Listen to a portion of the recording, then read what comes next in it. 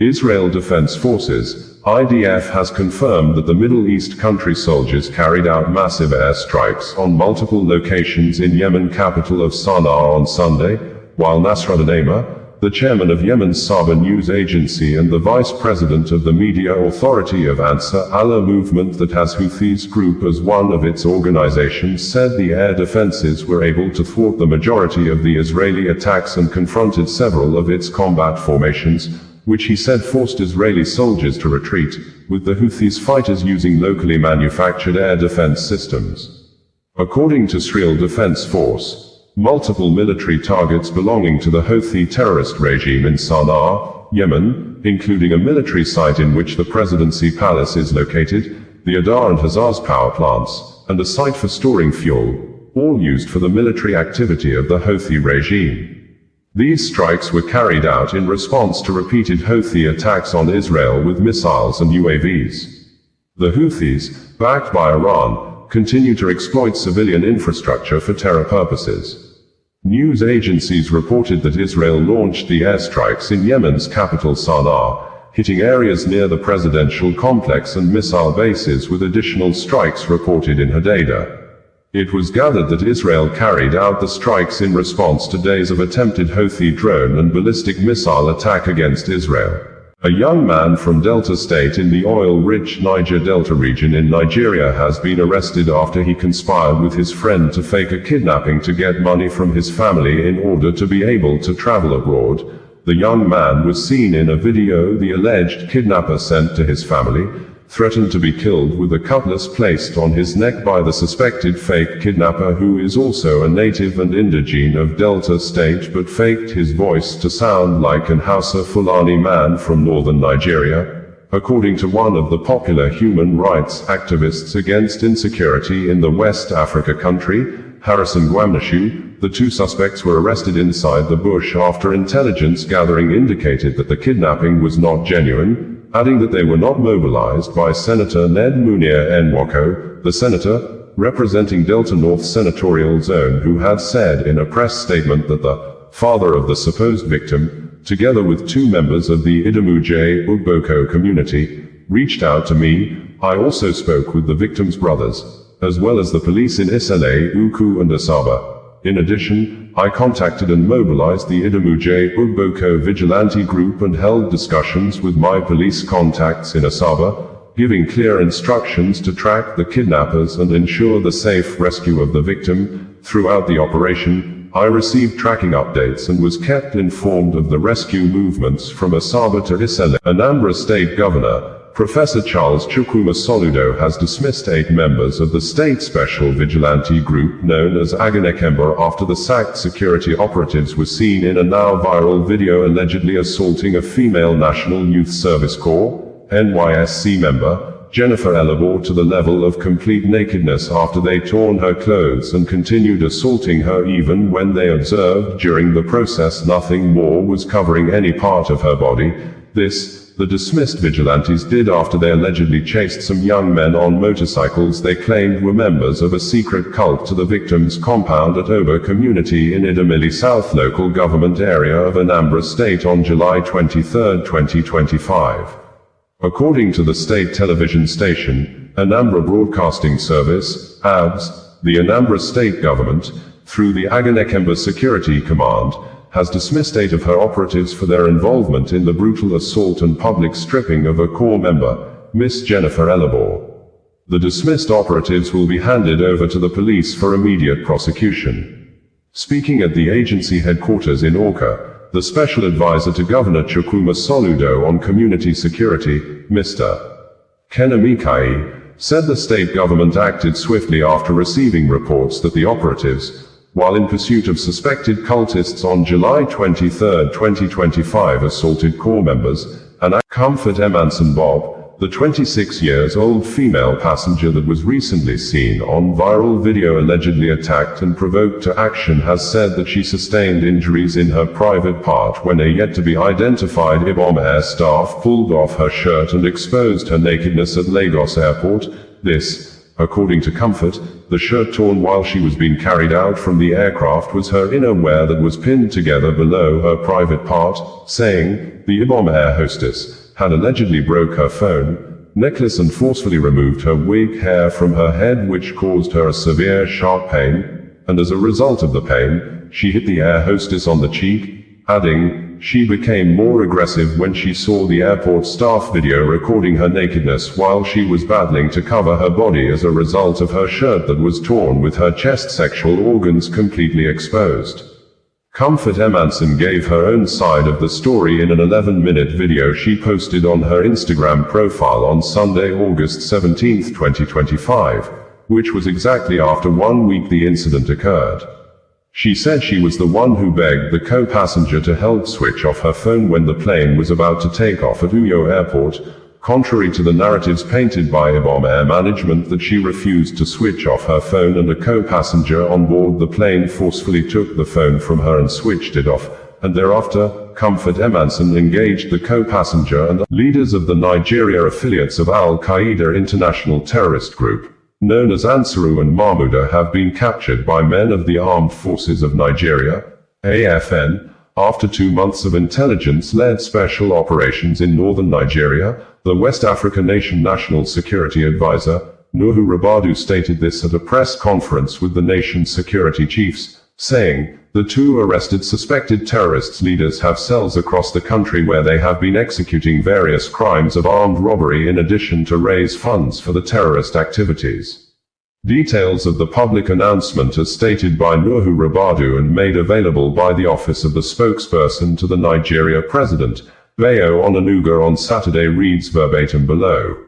Nigeria dismantles terror groups, Ansar and Mahmouda, with the capture of their leaders.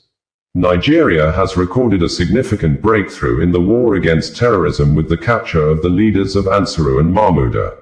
At a press briefing on Saturday evening, the National Security Advisor, Malam Nuhu Rabadu, said the 2 terrorists on the wanted list of Nigeria, the US, UK and UN were captured in an operation which was conducted between May and July 2025.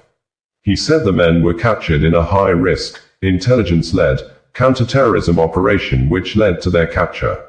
They are leaders of Jama'atu Ansar al-Muslimin fi Baladis. Following the meeting of President Vladimir Putin of Russia and President Donald Trump of the United States on Friday in Alaska, Ukrainian President Volodymyr Zelensky has said he knows the treachery of President Putin, that, in the coming days, Russia's soldiers may try to increase pressure and strikes against Ukrainian positions in order to create more favorable political circumstances for talks with global actors. Zelensky made this statement some hours ago while stating that Ukrainian soldiers have achieved some successes in Donetsk region, especially in the areas of Dobropilya and Pokrovsk, then ordered the Commander-in-Chief, Oleksandr Syrsky, to speak with combat commanders that Ukraine needs strong positions and truly tangible resistance to the enemy. In his words, Zelensky said, I received a report from Commander-in-Chief Oleksandr Syrsky. The front, the defense of positions, and up-to-date information on the intentions and movements of the Russian army. We are defending our positions along the entire front line, and for the second day in a row, we have achieved successes in some extremely difficult areas in the Donetsk region, in the direction of Dobropilya and Pokrovsk. In particular, I want to commend the units of the 1st Corps of the National Guard of Ukraine, Azov, the units of the 7th Corps of the Air Assault Forces, the units of the 38th Separate Marine Brigade named after Hetman Petro Sahednik. There is still no peace in sight after nearly 3 hours of meeting held in Anchorage City in Alaska, a state in the United States, US, between President Vladimir Putin of Russia and President Donald Trump of the United States, over the war Russia launched since 2022 in Ukraine, which has led to thousands of deaths, mostly Ukrainians, which President Volodymyr Zelensky of Ukraine, who was not invited for the meeting on Friday, in a statement said that it was time to end the war but Russia must take the necessary steps to a genuine peace deal. And while commenting on the statement made by the President of Poland, Karol Nawrocki, on Friday via X social media platform to mark Poland Armed Forces Day, which coincided with the day Putin and Trump met in Alaska, President Zelensky said that,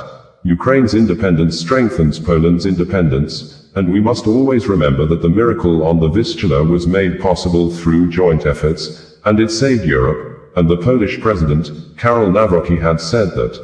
"Today we celebrate the 105th anniversary of the great Polish victory at the Battle of Warsaw in 1920, the Polish army, together with Ukrainian forces, successfully repelled the Red Army's westward march, safeguarding Europe from a communist revolution. For centuries, Russian imperialism has been a mortal threat to our freedom. Poland's political tradition teaches that Russian expansionism rests on a legacy of domestic co-contestants in the last concluded general elections in Nigeria, and former governor of Anambra State, Peter Obi, has faulted President Bola Ahmed Tinubu's trip to Brazil and also condemned the president's frequent travel abroad at any slightest invitation, and abandoned pressing issues of insecurity and other deplorable situations that make the nation bleeds. Specifically, Peter Obi said, "The situation we find ourselves in is deeply worrisome. Our president, who has not found it worthy to visit any of our troubled states, takes joy in traveling to foreign countries at the slightest invitation or excuse, often departing several days even before the events he's invited to."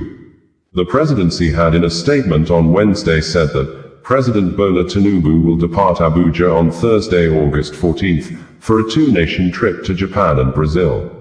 The president will stop over in Dubai, United Arab Emirates, before proceeding to Japan. In Japan, President Tinubu will attend the 9th Tokyo International Conference on African Development, TICAD9, in the city of Yokohama from August 20th to 22. With the theme, Co-Create Innovative Solutions with Africa, TICAD9 will focus on Africa's economic transformation and improvements in the business environment and institutions through private investment and innovation.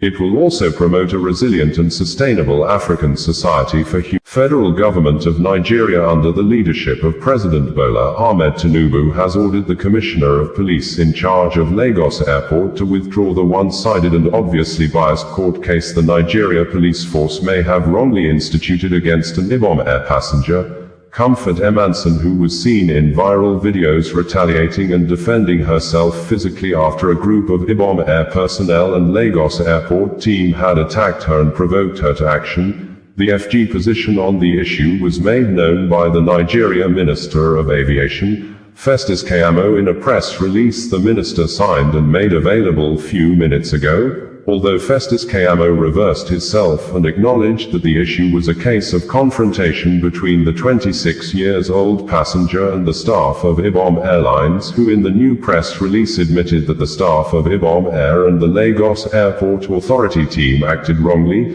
but the minister did not state how the attacked passenger would be compensated, most especially when her chest sexual organs were seen to be deliberately exposed after a suspected Ibom Airlines staff pulled off and tore the passenger shirt with obvious intention to expose the passenger's nakedness. The action of the federal government may ease the tension among millions of people who have accused the Nigeria police force of aiding and abetting the Ibom Airline company to continue to attack and oppress the offended passenger. Comfort Bob, who is Nigeria Aviation Minister, Festus Keyamo, says the ministry has directed for the aviation staff who released the video footage containing the aspect of an Ibom Airlines passenger, Comfort Emanson or Bob, seen in an indecent appearance with her chest sexual organs exposed after the passenger shirt was torn by an Ibom Airlines staff, while security operatives were seen in the viral video dragging the aggrieved passenger out of the aircraft following an act of confrontation between the passenger and Ibom Airlines hostesses, which one of the hostesses blocked the right of way of the passenger and prevented the passenger from disembarking from the plane. And after countless warning to the airline passenger to leave the road, the passenger went physical with the hostess by allegedly slapping her on the face, which the confrontation with the hostess apparently led to the alleged destruction of the plane divider cotton, which Ibom Airlines valued at $2,500 as stated in count 5 of the 5-count charges the police filed against the passenger at Ikeja Magistrate Court in Lagos State.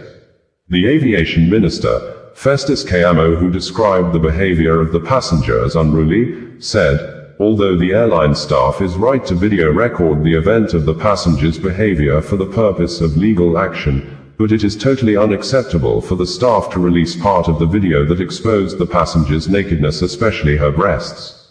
Details of the minister's statement reads verbatim: a careful study of the viral video involving the IBOM airline personnel, Lagos airport security operatives and an aggrieved passenger, Comfort Emanson on board the airline plane on Sunday indicated that while the enraged passenger was being dragged off the plane by three men, who held her two hands and legs, suspending her a little bit on the air, a lady putting on IBOM Air corporate clothes who was behind the camera lens could be seen in the video to have approached the passenger at the door point of the plane while the passenger was about to be taken out, apparently dipped her hand towards the waist part of the passenger, untucked the passenger shirt from the trousers, grabbed and pulled the passenger's shirt towards her head, and in the process, the passenger shirt got tore and the passenger's chest, sexual organs or private parts were completely exposed. The action of the IBOM airline staff appeared to be deliberate, as the airline female staff was not part of those dragging the passenger off the aircraft, and after the female passenger's body was exposed, the IBOM Airlines female staff never joined or assisted the security operatives to drag the passenger off the plane. This indicated that the motive of the female staff of IBOM Airline was solely to remove the passenger shirt and expose the aggrieved airline passenger to ridicule.